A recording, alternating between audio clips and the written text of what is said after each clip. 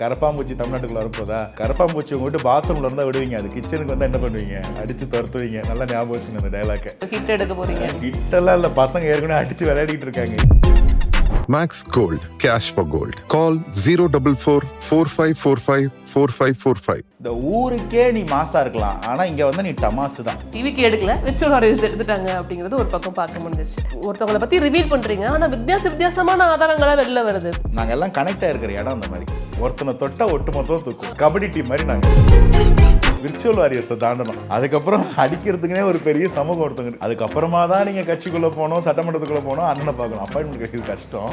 கல்லூரி மாணவர்கள் வந்துட்டு போராட்டத்தில் கலந்துக்க கூடாது அப்படின்னு ஒரு சுற்றறிக்கை வந்தது உண்மைதானே. திமுக ஆட்சியிலும் நடந்தது.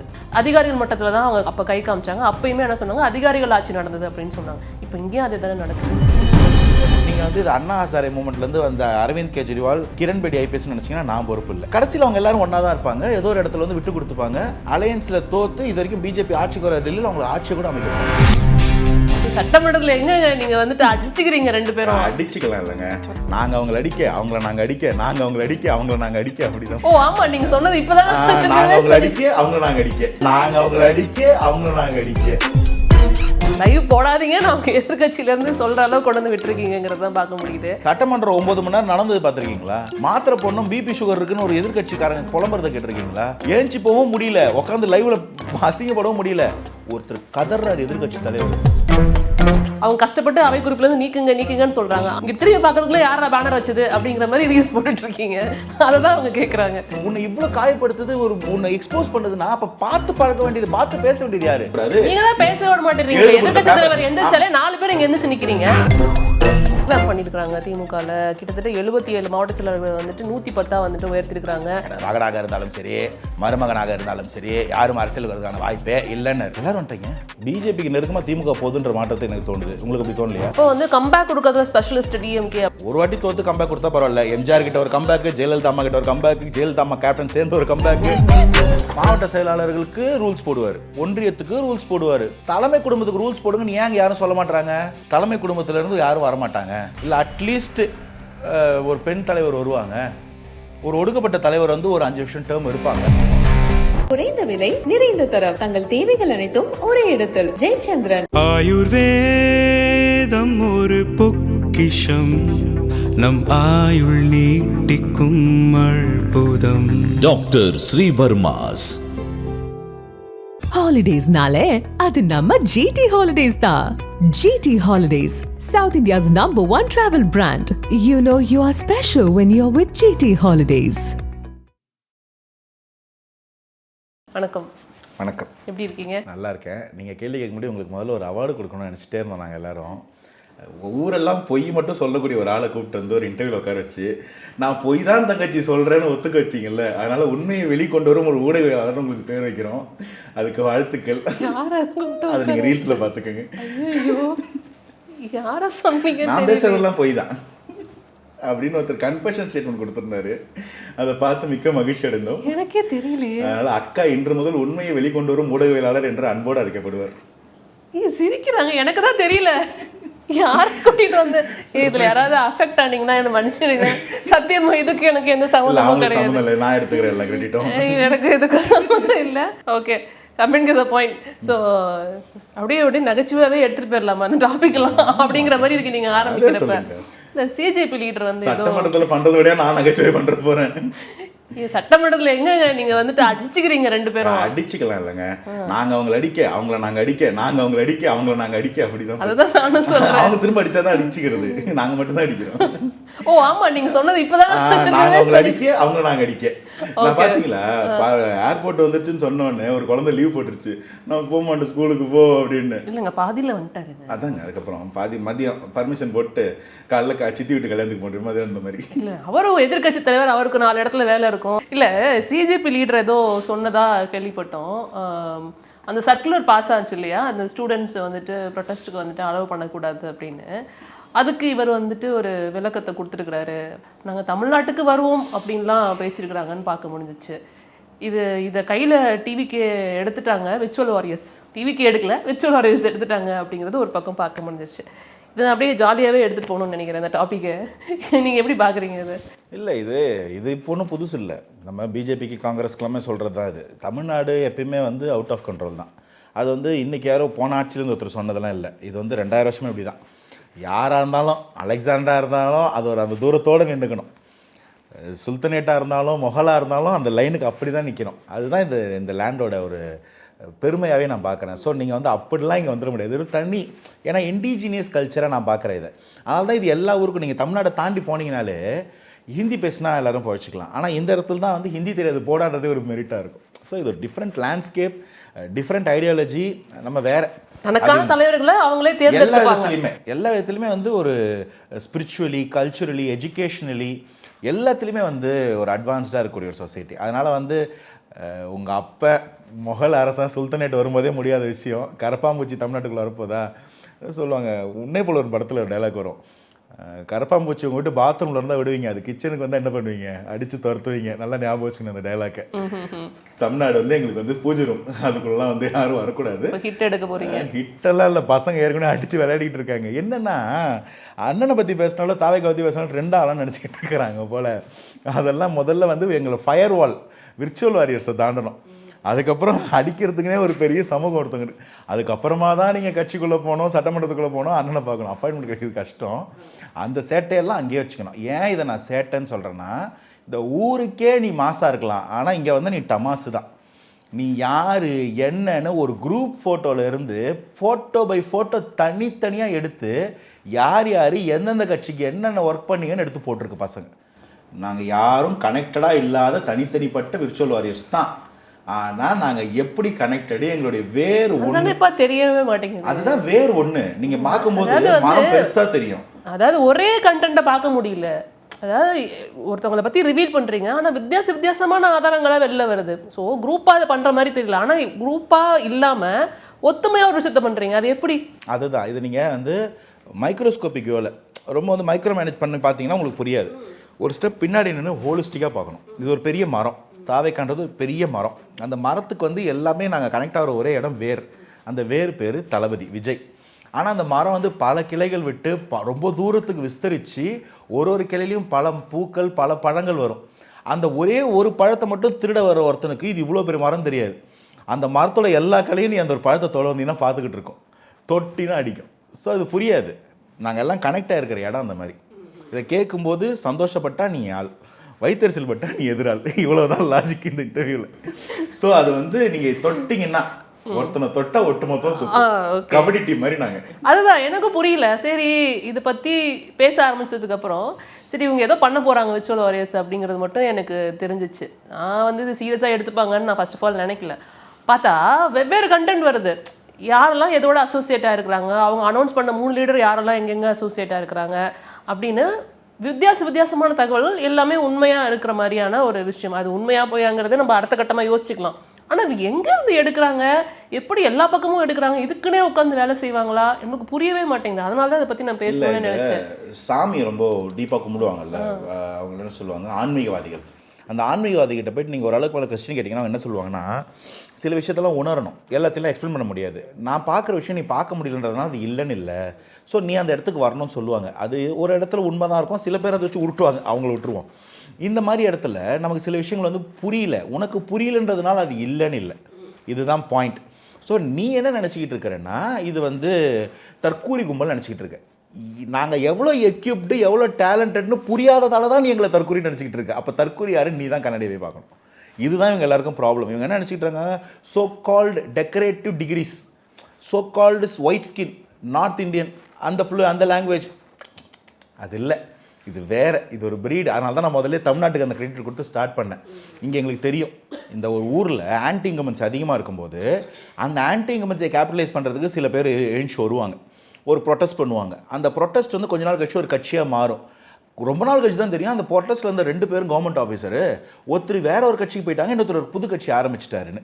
நீங்கள் வந்து இது அண்ணா ஹசாரே மூமெண்ட்லேருந்து வந்த அரவிந்த் கெஜ்ரிவால், கிரண் பேடி ஐபிஎஸ்ன்னு நினச்சிங்கன்னா நான் பொறுப்பு இல்லை. கடைசியில் அவங்க எல்லாரும் ஒன்றா தான் இருப்பாங்க, ஏதோ ஒரு இடத்துல வந்து விட்டு கொடுத்துப்பாங்க. அலையன்ஸில் தோற்று இது வரைக்கும் பிஜேபி ஆட்சிக்கு வர டெல்லியில் அவங்களை ஆட்சியை கூட அமைக்க வைப்பாங்க. இதெல்லாம் வந்து அந்த இடத்துல பண்ணிவிட்டு அவங்கள எதிர்த்துட்டு வந்துட்டு இன்றைக்கி திரும்ப அவங்க ஆன்டி இன்கம்பன்சியை வந்து டைல்யூட் பண்ணுறதுக்கு நீங்கள் ஒரு வேலை பண்ணுவீங்கன்னா, இதை எல்லாத்தையும் மேக்ரோஸ்கோபிக் சேட்டலைட் வியூலேருந்து பார்த்துக்கிட்டு இருக்கு டிவிக்கு. ஸோ எங்கள் பசங்க உன்னோட டிஸ்ட்ரக்ஷன் இங்கேருந்து தான் ஸ்டார்ட் ஆகணும் இருந்தேன்னா நான் என்ன பண்ண முடியும், அவ்வளோதான் நான் சொல்லுவேன். இல்லை இதை நான் வந்து பெருசாக பேசணும், நான் வந்து ஒரு பொலிட்டிக்கல் வியூவாக அதை நான் எடுத்துகிட்டே போகல. நான் வந்து ஏன் பேசுகிறேன் அப்படின்னா, நீங்கள் பண்ணுற போராட்டத்துக்கு முன்னாடியே நாங்கள் ஜல்லிக்கட்டு போராட்டம்லாம் பண்ணிட்டோம் அப்படிங்கிறது தான் நான் இங்கே அந்த காக்ரோச் ஜனதா பார்ட்டி அங்கே ஆர்கனைஸ் பண்ண போராட்டம் அப்போ அது பெருசாக பேசப்பட்டது. பட் அதை விட ரொம்ப டெக்கோரமாக இங்கே ஒரு போராட்டம் ஏற்கனவே நம்ம பண்ணிட்டோம், நம்ம எல்லாத்துக்கும் ஆல்ரெடி எக்ஸாம்பிளாக இருந்துட்டோம். அப்படிங்கிறதுனால தான் இந்த பார்ட்டி பற்றியே நான் பேசணும்னு இல்லை. நினைச்சேன். இது எனக்கு என்னவோ டவுட்டாக இருக்குது. என்னை வந்து என்ன ட்ரை பண்ணுறாங்க அப்படின்னு தெரியல. ஃபர்ஸ்ட் அண்ட் ஃபார்மோஸ்ட் வந்து the population, the people, demography, especially youth and students ஒட்டுமொத்தமாக ஏகோபித்த வரவேற்பை பெற்றிருக்குது தாவேக்கா. இப்போ விஜய் அண்ணாக்கு இருக்கக்கூடிய ரிசப்ஷன் வந்து இது வந்து ஹிஸ்ட்ரி லிபிள்லாம் நான் பார்த்ததில்ல, அட்லீஸ்ட் நான் படித்ததில்லை. ஸோ இந்த இடத்துல வந்து இது ஒரு தப்பான ஒரு வேற ஒரு இடத்துல இப்போ வந்து இதே வந்து நீங்கள் இப்போ நீங்கள் டெல்லியில் பண்ண மாதிரி ஒரு ப்ரொட்டஸ்ட்டாக இருந்ததுன்னா இதோட கிராவிட்டி வேறு. இங்கே அது மேக்னிடியூட் அது கனெக்டே ஆகாது. இங்கே வர்ற எல்லாருமே வி ஸ்டாண்ட் அகேன்ஸ்ட் யூ.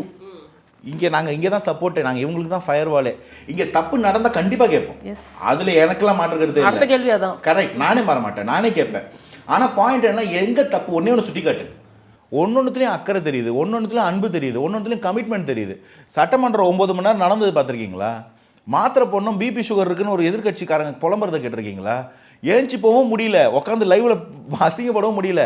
ஒருத்தர் கதறார் எதிர்கட்சி தலைவர், நீங்கள் அவை குறிப்பிலேருந்து கூட நீக்கிடுறீங்க, ஆனால் அது ரீல்ஸாக போய் சுற்றுது, எங்களால் தடுக்க முடியல அப்படின்னு. ஒன்றும் இல்லை, நீங்கள் பண்ணாத நாங்கள் ஒன்றும் ஏஐயில் ஜென்ரேட் பண்ணி போடல, நீங்கள் பண்ணுறதை எடுத்து வெளில போடுறோம், அதுவே உங்களுக்கு வருத்தமாக இருக்குது. அப்போது இந்த டிரான்ஸ்பரன்சி, அக்கௌண்டபிலிட்டி, மக்களுக்கு எல்லாத்தையும் கொண்டு போய் சேர்க்கறது எவ்வளோ பெரிய பதட்டத்தை ஏற்படுத்துதுன்னா, அப்போ இத்தனை வருஷமாக இந்த form of government and governance எவ்வளோ ஒப்பேக்காக இருந்திருக்கு பாருங்க. இல்லை இப்போ நம்ம ஆன் சீரியஸ் நோட் வந்து நான் 2 கேள்வி வைக்க விரும்புகிறேன். ஃபஸ்ட்டு கேள்வி வந்து சட்டமன்றத்தில் வந்து லைவ் போடாதீங்கிற அளவுக்கு நீங்கள் கொண்டு வந்து விட்டுருக்கீங்க, அப்படி தான் என்னால் பார்க்க முடியுது. ஐயோ, நாங்கள் கொண்டு வந்து வரல, எங்கள் மேலே சொல்லாதீங்க, அவங்க போடல. இல்லை லைவ் போடாதீங்க, நான் எதிர்கட்சியிலேருந்து சொல்கிற அளவுக்கு கொண்டு வந்து விட்டுருக்கீங்கிறது தான் பார்க்க முடியுது. அவை குறிப்பிலேருந்து நீக்கிட்டாங்க, அதை வந்து ரீல்ஸாக போடுறாங்க அப்படிங்கிறது அவங்களோட நியாயமான கோரிக்கை தானே. அவங்க கஷ்டப்பட்டு அவை குறிப்பிலேருந்து நீக்குங்கன்னு சொல்கிறாங்க. ஆனால் இங்கே ஆதாரத்தோட எல்லாரும் எடுத்து வந்துட்டு ரீல்ஸ் போட்டுட்டு இருக்காங்க. இங்கே திரும்பி பார்க்கறதுக்குள்ள யாரா பேனர் வச்சது அப்படிங்கிற மாதிரி ரீல்ஸ் போட்டுட்டு இருக்கீங்க, அதை தான் அவங்க கேட்குறாங்க. இல்லை நான் என்ன கேட்குறேன், நீங்கள் பண்ணாத ஒன்று, சொல்லாத ஒன்று. இப்போது ஐயா பொன்முடி கூட ரீசெண்டாக ஒரு ப்ரெஸ் மீட் கொடுத்துருந்தாரு. நான் தப்பாக பேசிட்டேன், அது இப்போ வந்து ஏதோ கடவுள்கள் இழிவாக பேசின ஒரு கேஸ் வரும்போது நான் தப்பாக பேசிட்டேன், பகிரங்க மன்னிப்பு கேட்குறேன். மன்னிப்பையும் நாங்கள் அவை குறிப்பில் ஏற்றிக்கிறோம், எங்கள் மனதில் இருக்கக்கூடிய அவை குறிப்பில் ஏற்றிக்கிறோம். ஆனால் நீங்கள் அப்படி பேசுனதையும் நாங்கள் ஞாபகம் வச்சோம். இது கரெக்டாக இருக்குமா? அம்னீஷா வந்த கஜினி மாதிரி எல்லாத்தையும் மறக்கணுமா? இது நியாயமாக இருக்குமா? ஞாபகம் வச்சுக்கிறது தான் கரெக்டாக இருக்கும். இப்போ நீங்கள் அவை குறிப்பிலேருந்து நீக்கிட்டாருன்னா அது ஒரு டியூ ப்ரொசீஜர் வந்து நாங்கள் ஃபாலோ பண்ணுறோம். அதை நாங்களும் எடுத்து பண்ணலை, மீடியாவும் பண்ண போகிறதில்ல. ஆனால் நீ பண்ணது தானே, பேசுனது தானே. நீ பேசுன ஒரு விஷயம் உனக்கு இவ்வளோ அருவருப்பாக இருக்குது, உன்னை இவ்வளோ காயப்படுத்துது, உன்னை எக்ஸ்போஸ் பண்ணுதுன்னா அப்போ பார்த்து பழக வேண்டியது, பார்த்து பேச வேண்டியது யார்?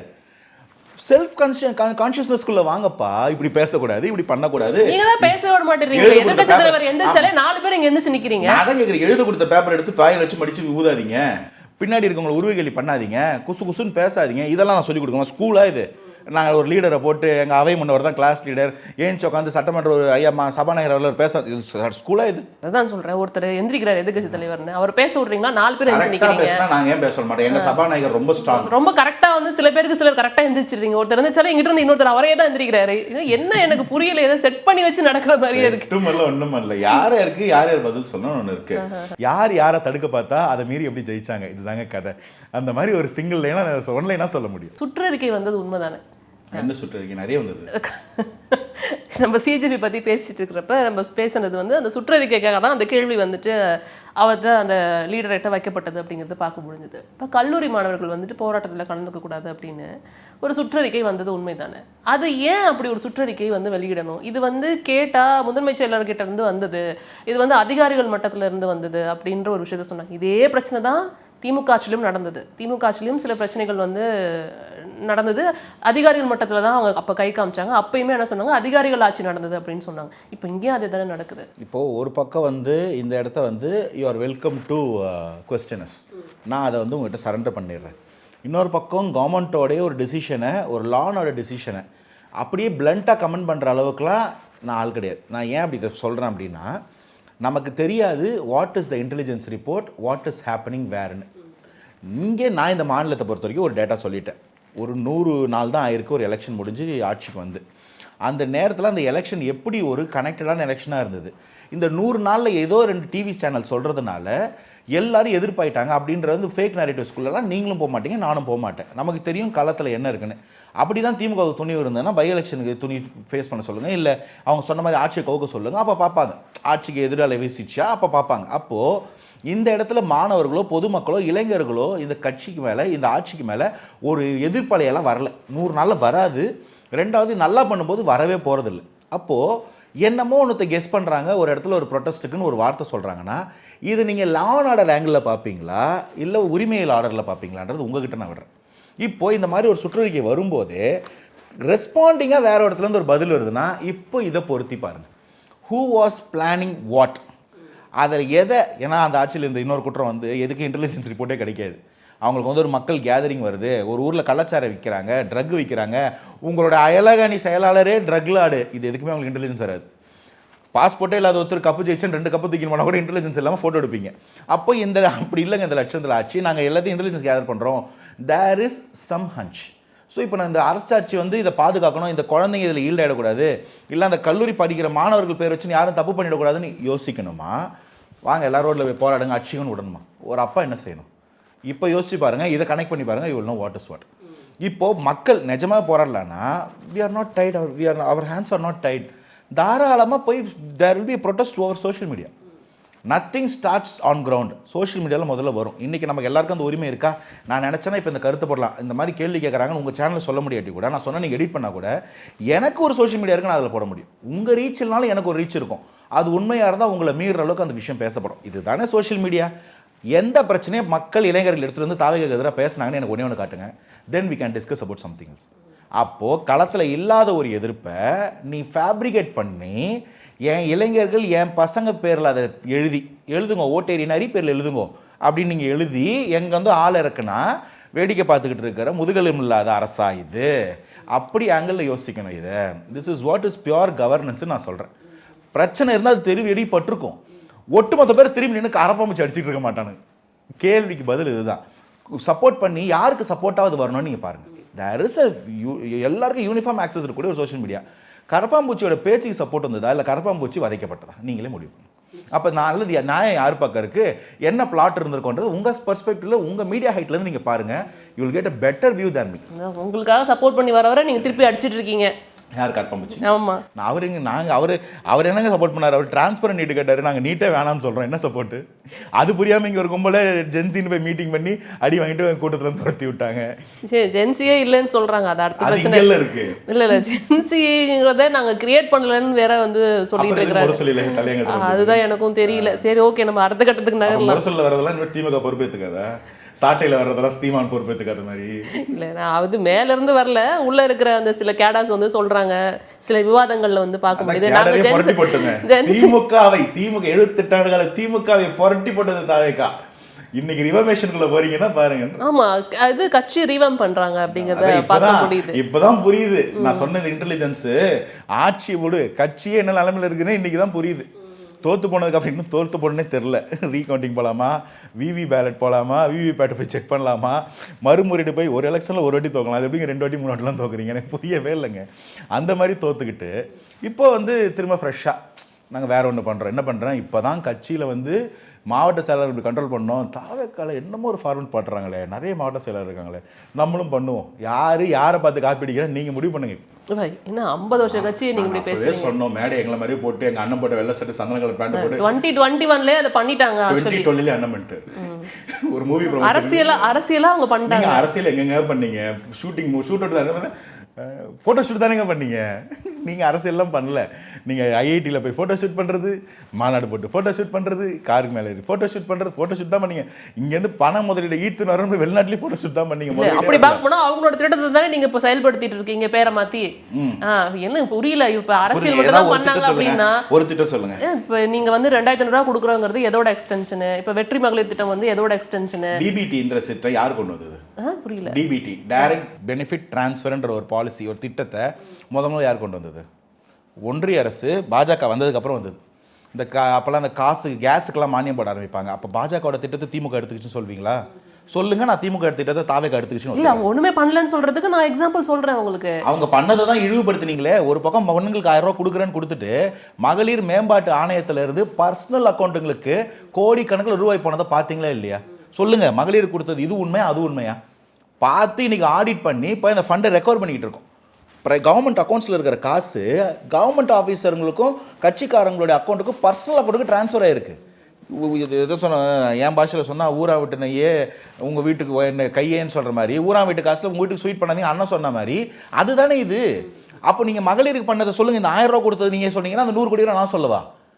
பள்ளிகளுக்கு செஞ்சேன்னு சொல்கிறது நீங்கள் எதை சொல்லவா? இல்லை என்ஓசி கொடுக்குறது காசு வாங்கினா அதை சொல்லவா? நீங்கள் பள்ளித்துறை கல்வித்துறை அமைச்சரே வந்து உங்கள் கூட இருக்கிறவங்களுக்கே வக்கீல் நோட்டீஸ் விட்டது சொல்லவா? உங்கள் கட்சிக்காரரே ஒருத்தர் 100-200 கோடி ரூபா ஸ்கேம் பண்ணது சொல்லவா? எதை நீ உண்மை எது பொய்ன்னு தெரியலையே. இல்லை இப்போ இதுதான் உண்மை, அது கன்ஃபார்மாக தெரிஞ்சு போச்சு. ஸோ இவ்வளோ பண்ணியிருக்கிறீங்க. ஓகே, ஸோ இப்போ coming to the point, revamp பண்ணியிருக்காங்க திமுகவில். கிட்டத்தட்ட 77 மாவட்ட செயலர்கள் வந்துட்டு 110 வந்துட்டு உயர்த்திருக்கிறாங்க. நிறைய பொறுப்புகளுக்கு வந்து 2 முறை மட்டும்தான் அந்த பொறுப்பில் வந்து இருக்க முடியும். அதோட வயது வரம்பு வந்து 45, 50, 70 அப்படின்னு சொல்லி மாற்றிருக்கிறாங்கிறத பார்க்க முடியுது. என்ன மாற்றத்தை ஏற்படுத்தும்னு நினைக்கிறேன்? பிஜேபிக்கு நெருக்கமாக திமுக போகுதுன்ற மாற்றத்தை எனக்கு தோணுது. உங்களுக்கு அப்படி தோணலையா? பிஜேபி தான் மாதிரி சொல்லுவாங்க, 2 டேர்முக்கு மேலே ஒரு போஸ்டிங்கில் இருக்க முடியாது, மாற்றுவாங்க. அப்படி சொல்லி தான் அண்ணாமலை மாற்றினாங்க. ஒரு தனி போய் தனி கட்சி ஆரம்பிக்க போயிட்டாரு. இப்போ பிஜேபியை பார்த்து அந்த மாடல் இவங்க கற்றுக்குறாங்கன்னு சொல்லலாமா? ஏற்றுப்பீங்களா? ஏற்றுப்பாங்களா அவங்க உடன்பிறப்புகள்? மாட்டாங்கல்ல. ஸோ எல்லா கட்சிக்குமே வந்து அவங்க காலத்துக்கு ஏற்ற மாதிரி ஒன்று மாற்றிக்கிறதுக்கு உரிமை உண்டு. அதை தாவேக்கா பண்ணால் மட்டும் எங்களை பார்த்து காப்பி அடிச்சாங்க, எங்களை பார்த்து காப்பி அடிச்சாங்கன்னு சொல்கிறீங்களே. இன்றைக்கி தாவேக்காவில் தான் நாங்கள் 130 மாவட்ட செயலர் வச்சுருக்கிறோம். இன்னும் கூட எல்லாரையும் இன்னும் வளர்க்குறதுக்கு எல்லா ரெப்ரஸன்டேஷன் உள்ளே கொண்டு வர ட்ரை பண்ணுறோம். அப்போ நீங்கள் அதை பார்த்து காப்பி அடிச்சு சொல்ல ஒத்துப்பீங்களா? கடைசியில் ஒரே ஒரு மாரல் ஆஃப் த ஸ்டோரி தான். கட்சியில் இவ்வளோ ஓட்ட இருந்திருக்குன்றது இப்படி தோத்த பிறகு தான் திமுகவுக்கு தெரியுது. அப்போ இது என்ன விதமான நிலைமை பாருங்க. அப்போ அவங்க ஆட்சியை நல்லா பண்ணாங்க, மக்கள் நல திட்டங்களுக்கு தொலைநோக்கு பார்வையோடு இருந்தாங்க. ரெடி ஃபார் கம்பேக்னு சொல்லியிருக்காங்க. இந்த மாதிரி ஒரு சேஞ்சஸை கொண்டு வர போறோம். அப்போ வந்து இன்னும் வந்துட்டு இளம் தலைமுறையினர் உள்ள கொண்டு வரோம். அப்போ வந்து கம்பேக் கொடுக்கறதுல ஸ்பெஷலிஸ்ட் டிஎம்கே அப்படிங்கிறப்ப அவங்க கட்சி கட்டமைப்பை வலுப்படுத்திட்டு இருக்காங்க. நீங்க என்ன பண்ணிட்டு இருக்கீங்க? அப்போ சோ ஆஃபன் தோக்கிறது திமுகன்னு ஒத்துக்கிறாரு ஐயா ஸ்டாலின் அவர்கள். தோக்கிறவன் தானே கம்பேக் கொடுத்துக்கிட்டே இருப்பா.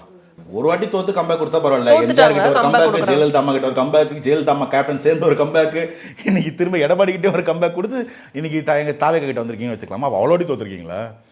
ஏன் அவ்வளோ வாட்டி தோத்தீங்க? ஏன் மற்ற ஒரு ஆப்ஷன் இருந்தாலும் மக்கள் அவங்களுக்கு தான் ஓட்டு போடுறாங்க. திமுக ஆப்ஷனே இல்லைன்னு மட்டும் ஓட்டு போடுறாங்க. இல்லை, பல லட்சம் பேர் செய்ததுனால இப்போ பல கோடி பேர் பாதிக்கப்பட்டு இருக்கிறோங்கிறாங்க. யார் யார் யார்? பல லட்சம் பேர் ஓட்டளித்ததுனால தாவேக்காவிற்கு இப்போ பல கோடி பேர் பாதிக்கப்பட்டிருக்காங்க. இல்ல இதுதான் சொல்றேன், இது ஒரு ஸ்டேட்மென்ட். இல்ல அவங்க தான் சொல்றாங்க. இது ஒரு லாஜிக்கலான ஸ்டேட்மென்ட். அது நீங்க கம்பேக் கொடுக்கறத பத்தி நீங்க வந்து பேசுறீங்கல்ல, அவங்க அத தான் சொல்றாங்க. சில பேர் செய்த தவறுனால தான் இந்த ஆட்சி மாறி இருக்கு அப்படிங்கறது. சில பேர் யாரு? அவங்க குடும்பம், ஐயா உதயநிதி ஸ்டாலின் அவங்க அந்த மக்கள் சில பேர் செய்த தவறுனால தான் ஆட்சி மாற்றம் ஏற்பட்டிருக்கு. இந்த இடத்துல தான் திமுக திரும்ப தோக்க போது. கம்பேக்லாம் கிடையாது, செட் பேக் தான் எழுதி வச்சுக்கோங்க. முதல்ல மக்கள் என்ன நினைக்கிறாங்க, இது என்ன பேட்டர்ன்ல ஒர்க் ஆகுது, நம்ம எங்க தப்பு பண்றோம்னே புரியாம திரும்ப திரும்ப திரும்ப மக்கள் மேல ஒரு தப்பான பழியை எழுத ஆரம்பிச்சிங்கன்னா உங்களுக்கு இந்த அரசியல் புரியலைன்னு நான் திரும்பவும் சொல்கிறேன். இது மக்கள் ரசிக்க போகிறது கிடையாது, வெளில போகிறது கிடையாது. ஒரு 1.25 கோடி ஓட்டு, 1.25 கோடி பேரோட கன்சைன்ஸ், ஓட்டு போட முடியாமல் போனவங்க பல லட்சம் பேர். கூட்டணி அன்னைக்கு வர நினச்சும் வர முடியாமல் ஏதோ ஒரு காலத்தில் உங்களுக்கு உங்கள் கூட நட்புறவாக இருந்ததுனால அதை ஒரு தயக்கம் கொடுத்த பல கட்சிகள் எல்லாத்தையும் சேர்த்து கால்குலேட் பண்ணி பாருங்கள், நிஜமாக உங்களுக்கு கலாம் என்னன்னு புரியும். சரி, பை மிஸ்டேக்கு தான் நீங்கள் தோத்துட்டீங்கன்னு சொல்கிறது உண்மைன்னா அப்படியே இருக்க வேண்டியதானே, அடுத்த எலெக்ஷனை பார்த்துக்கலாம். எதுக்கு ரிஃபர்மேஷன் ரிவாம்பிங்காக நடக்குது? அப்போ அங்கே பெரிய ஓட்டம் இருக்குன்றது இன்றைக்கி தான் தெரிய வருது. சரி, இன்னைக்காச்சும் அக்கா கனிமொழி இந்த தலைமை குடும்பத்தை தவிர கீழே மாவட்டத்துக்கு ரூல்ஸ் போடுறீங்க, வட்டத்துக்கு ரூல்ஸ் போடுறீங்க, ஒன்றியத்துக்கு ரூல்ஸ் போடுறீங்க, தலைமைக்கு ரூல்ஸே போடலையே.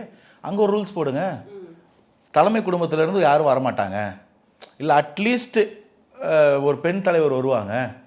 ஒரு ஒடுக்கப்பட்ட தலைவர் வந்து ஒரு 5 வருஷம் டேர்ம் இருப்பாங்க. 2 தடவை தான் முதலமைச்சராக இருக்க முடியும். முதலமைச்சர்லாம் சொல்லவே இல்லை, மாவட்ட செயலாளர் மட்டும் தான் சொன்னாங்க. நான் சொல்றேன், அப்படி ஒரு ரூல்ஸ் போடுங்க அப்படின்னு சொல்றீங்களான்னு கேக்குறேன். நீங்க 100 வாட்டி கூட இருங்க, மக்கள் கட்சியில இருந்து ஒருத்தர் வந்து முதலமைச்சரா 2 தடவை தான் இருக்க முடியும் அப்படின்னு பையன் ஆக மாட்டான்னு சொல்லுங்க. அட்லீஸ்ட் சொன்னவர் தானே ஐயா ஸ்டாலின் அவர்கள் ஒரு இன்டர்வியூல, எனது மகனாக இருந்தாலும் சரி மருமகனாக இருந்தாலும் சரி யாரும் அரசியலுக்கு வரதுக்கான வாய்ப்பே இல்லைன்னு. எல்லாரும் வந்துட்டீங்க. மாவட்ட செயலாளர்களுக்கு ரூல்ஸ் போடுவார், ஒன்றியத்துக்கு ரூல்ஸ் போடுவார், பேரூர் கழகத்துக்கு ரூல்ஸ் போடுவார், வட்டம் ஒன்றிய வரைக்கும் ரூல்ஸ் போடுவார். தலைமை குடும்பத்துக்கு ரூல்ஸ் போடுங்கன்னு ஏங்க யாரும் சொல்ல மாட்டாங்க? அப்போ டவுட் வருது இல்லை, முதுகு எலும்பா நிமிர்ந்து நிற்பாங்களான்னு. எங்களுக்கெல்லாம் ரூல்ஸ் போட்டிங்கல்ல, நாங்கள் ஓகே, உங்களுக்கு என்ன ரூல்ஸ் கேட்கணுமா இல்லையா? அதை ஏன் கேட்கல, எப்போ கேட்பீங்க? தவறே பிரச்சனை மேலேயா இருந்தால் எப்போ சரியாகும்? எல்லாம் உட்கட்சி பிரச்சனை. நீங்கள் பார்த்துங்க, என் கேள்வி யார் கொடுத்த நம்பிக்கை, யார் கொடுத்த பயம் இந்த மாற்றத்துக்கு காரணம் கேட்கும். அப்போ எல்லாத்தையும் கணக்கு போட்டு பாருங்க, அரசியலில் யார் பிரைமரி பொலிட்டிக்கல் ஃபோர்ஸ்ன்றது எல்லாருக்கும் புரியும். ஓகே, அவங்க ஏதோ சில மாற்றங்களை ஏற்படுத்துறாங்க, அது என்ன மாதிரி தாக்கத்தை வந்து மேலே ஏற்படுத்தினாங்கன்னா மேபி தாக்கம் இருக்கலாம். நிச்சயமா. உங்க நேரத்திற்கு ரொம்ப நன்றி. வாய்ப்புக்கு நன்றி. குறைந்த விலை நிறைந்த தரம் தங்கள் தேவைகள் அனைத்தும் ஒரே இடத்தில். Jayachandran. Max Gold, cash for gold. Call 044-4545-4545. ஆயுர்வேதம் ஒரு பொக்கிஷம், நம் ஆயுள் நீட்டிக்கும் அற்புதம். Doctor Srivarma's. Holidays nale adu namma GT Holidays da. GT Holidays, South India's #1 travel brand. You know you are special when you're with GT Holidays.